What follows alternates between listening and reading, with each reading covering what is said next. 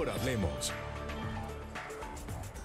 ¿Qué tal? Muy buenas noches, bienvenidos, les saluda de nuevo Claudia Palacios. Estamos ya en Mejor Hablemos, en el tercer programa de nuestra serie especial Personajes del año 2018. Ya saben, el lunes tuvimos a Alberto Linero, que renunció al sacerdocio, ayer a dos de los líderes estudiantiles que lograron el aumento en el presupuesto, y hoy tenemos a dos jóvenes de la política, que por primera vez entraron a cargos de elección popular y que, bueno, han hecho un trabajo bastante reconocido en esta legislatura. Ellos son Juanita Gobertus, del Partido Verde, de la Alianza Verde, representante de la Cámara. Bienvenida, Juanita. Claudia, muchísimas gracias, de verdad que feliz de estar acá, gracias a toda la audiencia que nos acompaña hoy. Y también está con nosotros Carlos Ardila, que también es representante a la Cámara, pero en su caso por el Partido Liberal, viene del Putumayo. Bienvenido. Sí, muchas gracias, Claudia, y feliz y honrado de estar con estas dos mujeres pilosísimas. Bueno, los hemos escogido como personajes del año en la política porque queremos destacar a la gente joven que quiere cambiar esas viejas costumbres. Entonces, por eso quisiera empezar pidiéndoles que compartan con la audiencia cómo ha sido eso de entrar a una institución tan desprestigiada como el Congreso de la República. Juanita. Durísimo, la sufrimos todos los días, es duro lograr poner, digamos, en evidencia las cosas malas, es decir, ser honesto con que efectivamente, por ejemplo, todas las medidas anticorrupción se fueron cayendo a pesar de la consulta anticorrupción y ser transparente en que hay una serie de prácticas que siguen ahí muy vivas y que hay que explicar y que hay que contarle con transparencia a la ciudadanía, al tiempo que tratar de levantar y decir, aquí hay gente nueva, aquí podemos transformar, estamos tratando de recuperar la legitimidad de la institución. Esa tensión entre ser muy coherente, muy transparente y muy honestos en que hay prácticas malas que hay que contar y que hay que denunciar, al tiempo que tratar de decirle a la ciudadanía, hombre, aquí hay gente que está tratando de trabajar, que está tratando de hacer las cosas bien y que nos permita recuperar esa confianza en el Congreso, pues es una tensión de todos los días. Y en el caso suyo, Carlos. Pues yo creo que es un gran reto. También ese buen reto es poder que esa imagen mejore, y en el Congreso se pueden transformar muchas realidades. Y eso es lo que motiva a estar en el Congreso. Siento que hay proyectos de ley que transforman, hay proyectos de acto legislativo que son muy necesarios y eso nos anima a estar ahí. Lo que Juanita dice, yo recojo lo dicho, claro, es difícil, la dinámica del Congreso es difícil también, Claudia, uno a veces quisiera ganárselas todas y que todos los proyectos que uno proponga salgan avantes. No se puede, ese también es el juego de la democracia, que hay unas mayorías, hay que acudir a argumentos, hay que convencer y procurar también ir avanzando, pero yo siento algo en esta Cámara y es que hay gente muy buena, hay gente nueva y hay gente que está haciendo la tarea como debe ser y eso me motiva mucho. Bueno, pero hay varias cosas para retomar lo que han dicho. Empecemos por lo último. Que haya gente nueva no quiere decir que sea gente buena, ¿cierto? Porque el hecho de que haya gente nueva, muchos llegan ahí porque tienen sus padrinos políticos que no se pudieron postular, llegan ahí sencillamente, tienen muy claro que van a hacer un voto más para determinados proyectos que estratégicamente quieren los viejos, malos de la política.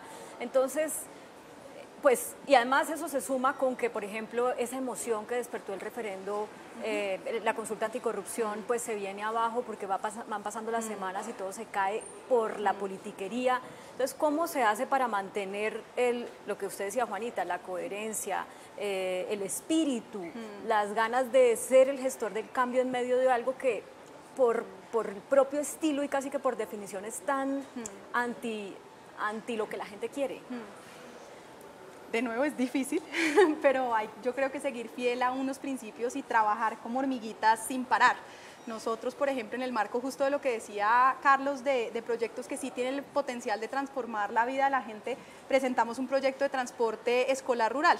Buscar que esos niños en las zonas rurales más alejadas del país, donde no va a haber un bus, lo que hay es una panga seguramente, muchas veces una flota de burros o un jeep, que el municipio no puede contratar porque no son transporte legalmente constituidos. Entonces, poder abrir la posibilidad a que eso suceda, pues es un mecanismo que cambia la vida de la gente, genera acceso a educación. Y es un proyecto que ahí va, vamos de a poquitos, vamos de a pasitos, logramos en primer debate el apoyo de todos los partidos en la Comisión Sexta de Senado. Eso no significa, digamos, eso no cuestiona lo que estás diciendo y es, insisto, votamos en comisión primera el proyecto para ponerle un tope de 25 salarios mínimos al Congreso, a los salarios de los congresistas, y todos los miembros de la comisión primera, menos yo, que somos 38, se declararon impedidos y dijeron, nosotros no podemos bajarnos nuestro propio salario. Entonces, esas dos realidades las vive uno todos los días. O sea, como que lo que logran sacar adelante es el aliciente para que las derrotas no sean tan, o sea, no les apaguen los ánimos. ¿Es eso? ¿Lo estoy interpretando bien? Y todas las semanas me pasa, todas las semanas tengo momentos en los que digo, ¿por qué me metí en esto? Y todas las semanas tengo momentos en los que digo, valía la pena estar acá. ¿A usted le pasa igual? A mí me pasa igual. Yo hay proyectos que me motivan muchísimo. Yo digo, yo sin lugar a dudas quería estar aquí para esto. O hay artículos que uno logra analizar con mucho detalle, que dice, ojo, que aquí va a pasar esto. Este artículo va a afectar este proyecto de ley que nos ocurrió hace muy poco, que esta semana, aprobando una prórroga de una ley, y resulta que había un artículo que en realidad era un patadón al proceso de paz y yo me elegí con esa bandera. Entonces lo identificamos, unimos esfuerzos y lo sacamos adelante. Fue un tema titánico, pues eso fue una lucha gigante, pero como que uno al final de la jornada, Claudia, dice, sí valió la pena estar ahí en ese momento, justo, en ese instante. Y claro, y hay otras que uno también pierde, como la dice Juanita, que no pasan y que uno dice, pero ¿cómo no va a pasar si estaba aquí, si fue evidente, si la votación en comisión primera fue así? Pero yo reitero, es como, ese es el ejercicio de la democracia también, es la dinámica, esto es un tema de mayorías y el Congreso, Claudia, es la representación de un país. Y ese es lo que hay en el Congreso. En el Congreso hay un país chiquito. Sí, parte digamos, este proceso de fortalecer la política pasa desde el punto de vista de quienes lo han estudiado muy bien por fortalecer los partidos políticos. Otros dicen que se acabe eso y queremos el líder, el caudillo, y eso lo muestran, por ejemplo, las elecciones, lo han mostrado elecciones presidenciales en Colombia, en otras partes del mundo. Pero quienes están ahí dentro dicen, hay que fortalecer los partidos políticos. Entonces, usted es liberal, usted el Partido Verde, pero dentro de esos partidos también hay, como es lógico, diferencias, y entonces hubo disidencia liberal durante este semestre. El Partido Verde, ayer un congresista le dijo zorrita a otra congresista, y eso va en contra incluso de lo que el mismo Partido Verde promueve. ¿Cómo han aprendido o cómo se hace, más bien cuéntenos el secreto, para trabajar las diferencias dentro de los partidos a los que pertenecen? Es un reto inmenso porque uno sabe perfectamente que tiene diferencias con los otros partidos. O sea, cuando uno toma una decisión, pues uno toma decisiones, en mi caso, sobre la manera de hacer política, sobre una política sin clientelismo, transparente, ¿no?, que le apuesta a un voto de opinión, y toma decisiones ideológicas. Yo creo en una economía de mercado y en la posibilidad de la redistribución de esos recursos para luchar contra la desigualdad y la pobreza. Y uno dice, estoy aquí en la centroizquierda y aquí me siento cómoda. Pero luego en ese marco hay una cantidad de distintas visiones dentro del partido que uno vive todos los días y que la siente en cada decisión. Por eso uno de los temas incluso más difíciles para mí, incluso con mi propia bancada, porque el Partido Verde está dividido frente a este tema, era la apuesta por las listas cerradas, porque el contenido de la reforma política, en mi opinión, el único realmente rescatable de la reforma política, lo que queda realmente es muy poco ahí que transforme el sistema electoral, era apostarle a listas cerradas que realmente le den una visión de colectividad a los partidos, en donde uno diga, nosotros representamos esto, y podemos tener pequeños matices, visiones, pero luchar contra ese personalismo de los partidos, y que no es el partido del caudillo, sino de unas ideas que se defienden, una manera de hacer política, que busque realmente garantizar que se reducen los costos de las campañas, que es ridículo, como todos los copartidarios terminan en lógica de codo entre unos y otros, ¿no? Multiplicamos los costos de las campañas, por supuesto por la paridad, porque la única manera de que sí tengamos una representación paritaria entre hombres y mujeres que sea representativa de que somos más del 50% de la población y a pesar de eso seguimos siendo menos del 20% en el Congreso, pues es a través de listas paritarias y cremalleras donde sí sea hombre, mujer, hombre, mujer. Yo creo que eso ayudaría mucho a que los partidos tengan más forma. Sí. Por supuesto, capacidad y rigor técnico. O sea, uno necesita, hoy en día cada uno tiene sus UTLs y no hay una lógica en la que todos conjuntamente trabajemos donde uno sí tenga pero unidad. ¿cómo enfrentan eso? Porque finalmente, como la idea es fortalecer el partido, cuando hay alguien del partido que hace una cosa que uno no comparte, como el señor de la Alianza Verde, de lo de Zorrita, pues uno tiene que salir a marcar una distancia, pero sin que, estratégicamente pensando en que eso no destruya las posibilidades del partido. Y lo mismo en el Partido Liberal, y siendo ustedes tan jóvenes y habiendo tantos jóvenes liberales que han hecho parte de la disidencia, usted como joven decidió quedarse dentro del partido, y eso tiene un costo, ¿no? Y tiene un costo defender que el presidente del partido sea César Gaviria, con todas las críticas, y, o sea, hay digamos, un reto para ustedes como jóvenes que quieren cambiar la política al decidir estar dentro de partidos tradicionales. Sí, pero yo lo que siento que lo primero que hay que hacer es no tomarse esto a título personal. Yo también siento que al interior de muchos partidos, Juanita, eso es un verdadero campo de batalla el uno contra el otro, y eso tampoco puede ser. Hay diferencias, hay que superarlas, hay que procurar en las bancadas uno ganarse el espacio, Claudia, y convencer a la bancada de que le apoye en determinado tema. Si algún miembro del partido, digamos, comete un acto como el que ocurrió ayer, bochornosísimo y de lamentar, sin lugar a dudas, pues uno también puede ser esa voz, digamos, de protesta y decir esto no está bien. O ser solidario con otros partidos, como lo que pasó con el Centro Democrático cuando les echaron las ratas encima. Por supuesto. Sí, y lo hemos hecho. En mi caso yo lo he hecho. Nosotros y no he tenido también, ningún problema con la bancada. Pero el tema de los partidos es muy complejo, Claudia, por lo siguiente. Porque es que nosotros somos 35 representantes a la Cámara. De esos 35 representantes... Los liberales, ¿no? Los liberales. Venimos de unas regiones tan distintas, o sea, Eje Cafetero, Putumayo, Antioquia, Valle, Costa Caribe. Intereses distintos. Y cada uno llega con una lógica diferentísima. Y yo cuando empecé en la bancada, yo no entendía por qué habían algunos reparos al proceso de paz. Yo decía, pues que el proceso de paz es lo mejor, es lo que ha resuelto todo y demás. Pero en algunas regiones no fue así. Y lo he venido entendiendo. Y en algunas regiones, políticamente, eso les costó muchísimo también, digamos. Aquí también hay unos cálculos políticos que uno no puede obviar. Entonces me decían, cortesía del proceso de paz, el Partido Liberal decreció en tantos votos en tal lugar del país.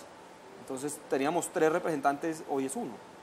Entonces, ojo que su proceso de paz, como me dicen muchos, su acuerdo de paz no es tan mágico como muchos creen. Pero ¿cómo jugar dentro, o cómo están haciendo ustedes para jugar dentro de eso sin contaminarse, ¿no? Sin contaminarse, Yo me acuerdo de esa famosísima frase de Fabio Valencia Coso cuando era presidente del Congreso que dijo, o cambiamos o nos cambian, claro. Y pues el Congreso no ha cambiado y pareciera que todos los nuevos que entran o que han ido entrando a través de estas décadas, pues los cambiados terminan siendo ellos, porque no son nunca los suficientes para poder cambiar la política. Sí. ¿Cómo están enfrentando ustedes ese reto?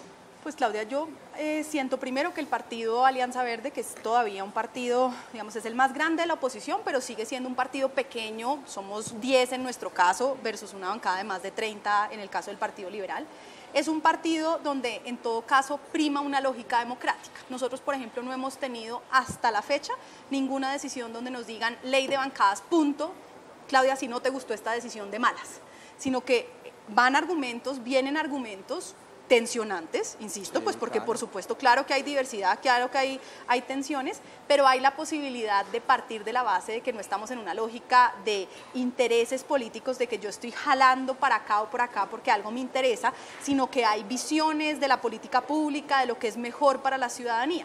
No es fácil, es un ejercicio de todos los días de trabajo. Parte, por ejemplo, para nosotros implica reunirnos más en bancada, ¿no? Oírnos más, tratar de entender mejor el punto de vista de los otros. Pero es también un ejercicio democrático, de entender que incluso siendo un partido de centro-izquierda, hay ciertas, digamos, tendencias, visiones, y que podemos oírnos y coexistir sin que exista pues una cosa de disciplina de partido que termine, por ejemplo, anulando unos sectores, o como bien decías, pues que terminemos cambiados en una lógica de que lo que prime sea el interés netamente político y no las ideas de lo que es mejor para el país. Sí. Tengo que hacer una pausa para comerciales, pero quiero irme con la reflexión de ustedes sobre la mermelada, porque todos en algún momento hemos hablado de que la mermelada y el daño que hizo al anterior gobierno, etcétera, pero entonces ahorita ya hay mucha gente diciendo no, Duque tenía que haber manejado mejor lo de la mermelada, porque es que ahorita no tiene gobernabilidad y no le aprueban las cosas, y mire ese balance tan pobre de la legislatura, ni su propio partido lo acompaña. Ustedes que son nuevos, conocían la palabra mermelada como ciudadanos del común, pero no como congresistas. ¿Cómo han experimentado eso adentro? ¿La falta de o el exceso de mermelada o eso que, cómo se le traduce a la gente? Bueno, Carlos. Yo creo que es clave revisar la etimología de esa palabra mermelada. Cuando el ministro de Hacienda propuso ese acto legislativo que reformaba el sistema general de regalías, se le ocurrió la brillante frase de decir, no, es que necesitamos expandir la mermelada en toda la tostada. Vale, entonces, ok, mermelada sinónimo de regalías, regalías sinónimo de recursos, recursos, inversiones y demás.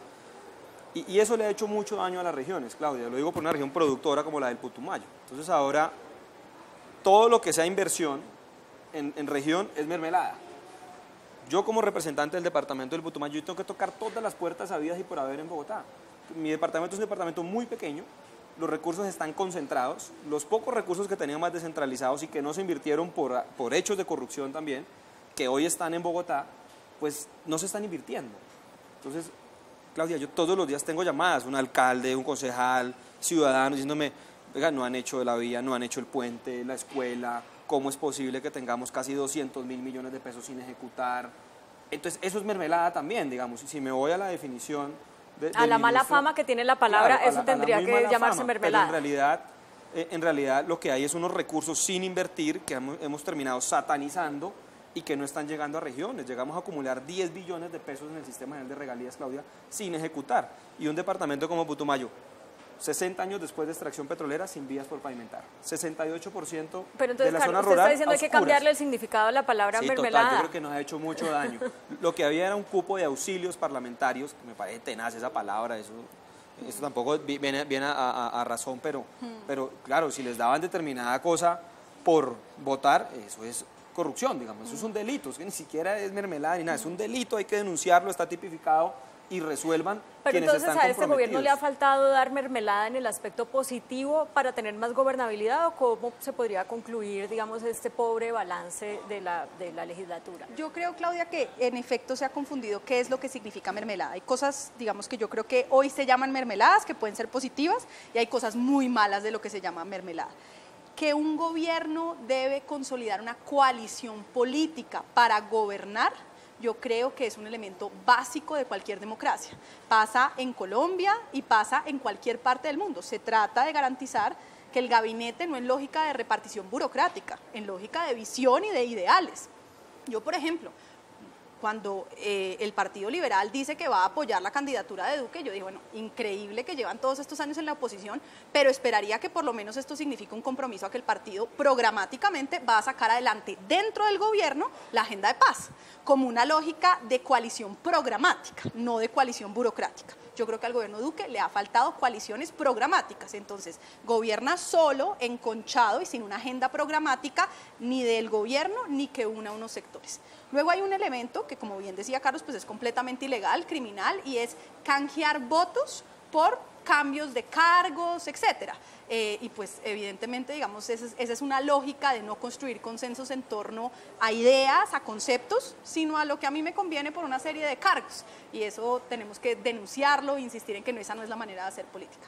Hay otro componente distinto, que es como un tercer elemento, y es, ¿existe o no iniciativa parlamentaria en la distribución de los recursos? Y nosotros tenemos a la fecha un Congreso francamente muy notarial en la distribución de los recursos. El Congreso básicamente recibe el presupuesto general de la Nación, puede hacer un par de cambios siempre y cuando haya aval de gobierno, ¿no? Ayer por ejemplo, nos eliminaron la posibilidad de ponerle impuestos a las botellas plásticas, que es un impuesto verde, fundamental para reducir el consumo de plástico, para que los plásticos no acaben dañando toda nuestra biodiversidad marina, entre otras. ¿Por qué? Porque entonces el gobierno le había quitado el aval. Poder discutir a nivel regional cuáles son las prioridades, por ejemplo, en términos de inversión de los recursos generales de la nación para una ciudad como Bogotá, en mi caso siendo representante de Bogotá, o como para un departamento del Putumayo, en el caso de Carlos, no se pues puede es fundamental mermelada. Y eso no es mermelada. Pues de esto vamos a seguir conversando cuando regresemos a Mejor Hablemos, y les quiero preguntar específicamente, ya que vienen elecciones regionales en 2019 y mucha gente estará diciendo, ay, otra vez lo mismo, otra vez la política, qué pereza. ¿Cómo motivar a que más gente joven como ustedes se lance a la política y a que más gente vote conscientemente conociendo los programas de esas caras que vamos a ver en las regiones de Colombia? Ya volvemos a Mejor Hablemos.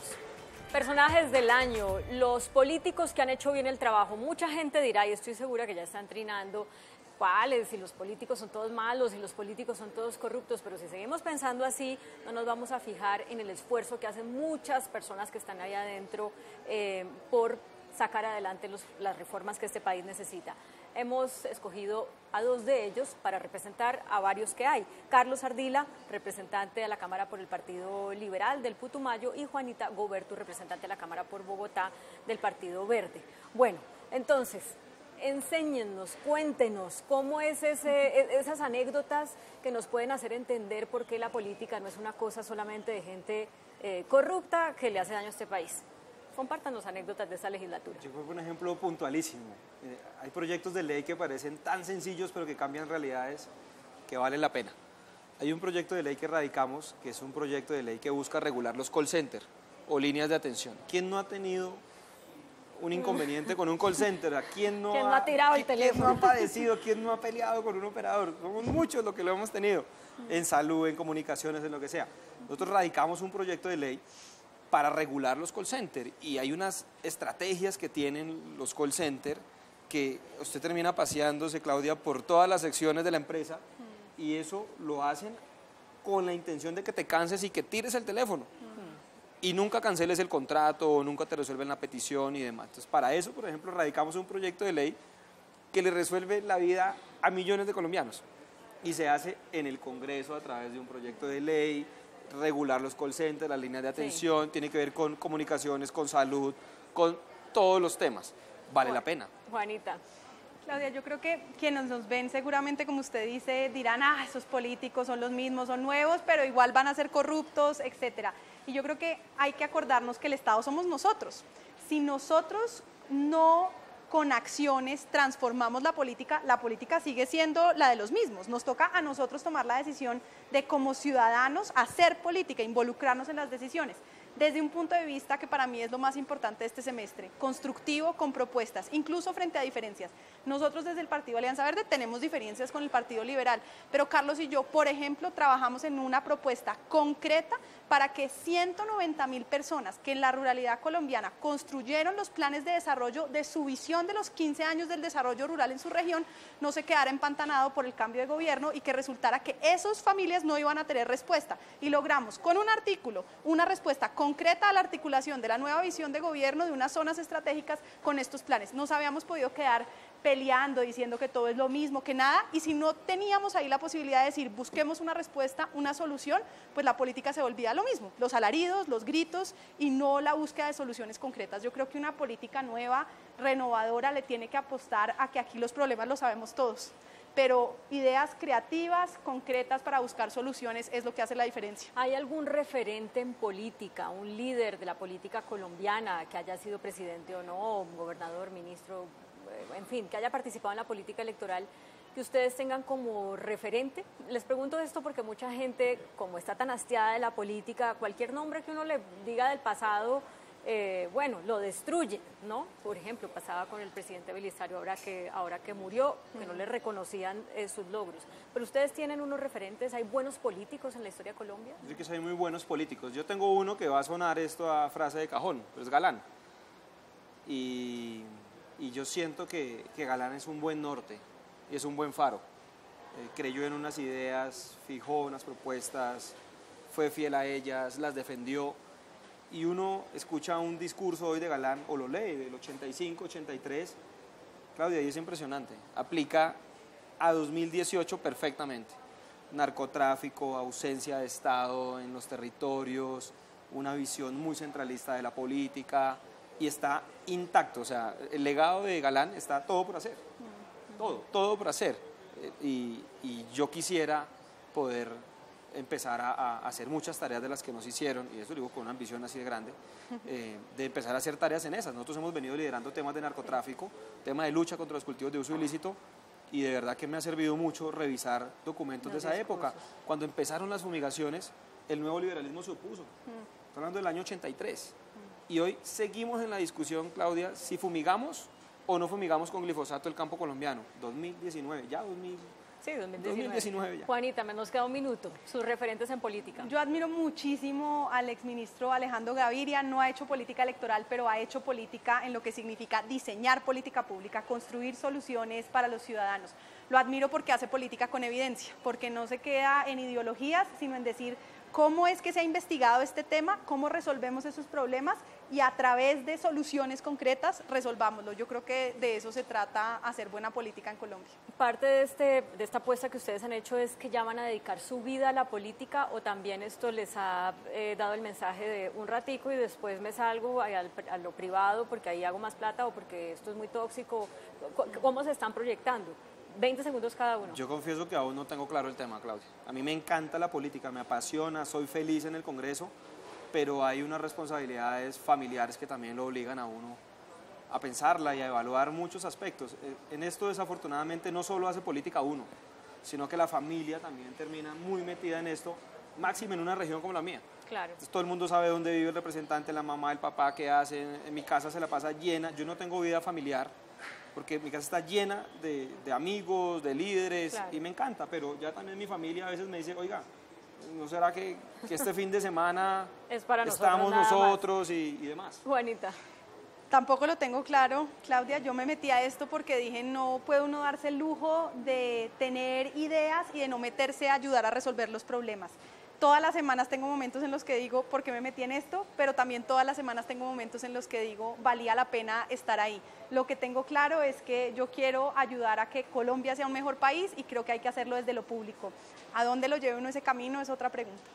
Juanita Gobertus, Carlos Ardila, políticos, congresistas, que también son los personajes del año. Muchas gracias por acompañarnos. Gracias a ti. Y a ustedes Claudia, también. Gracias. Gracias por seguir el programa. Los dejamos como siempre con el adelanto de las caricaturas que serán publicadas mañana en El Tiempo Impreso y en eltiempo.com. Que tengan feliz descanso.